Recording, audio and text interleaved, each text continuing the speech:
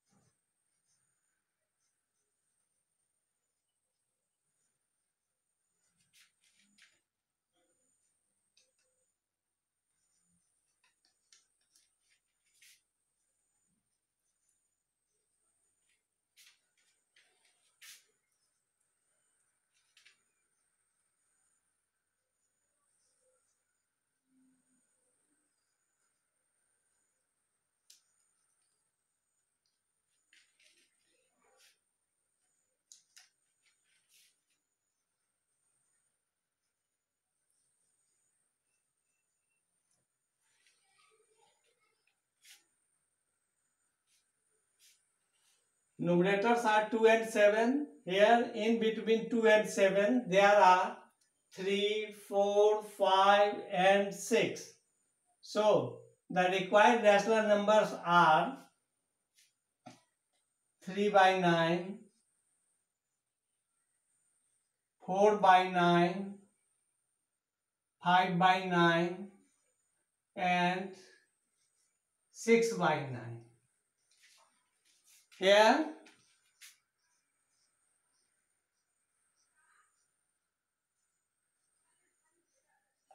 2 by 9 is smaller than 3 by 9.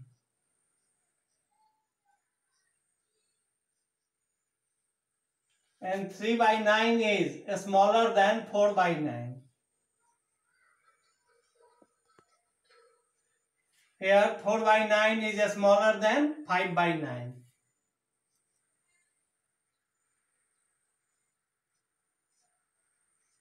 And 5 by 9 is smaller than 6 by 9.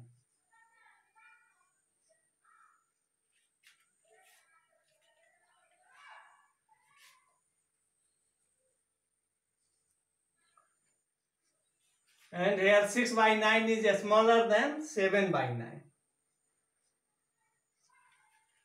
So, In this way, in ascending order, we can write it as 2 by 9 is smaller than 3 by 9, smaller than 4 by 9, smaller than 5 by 9, and smaller than 6 by 9, and smaller than 7 by 9.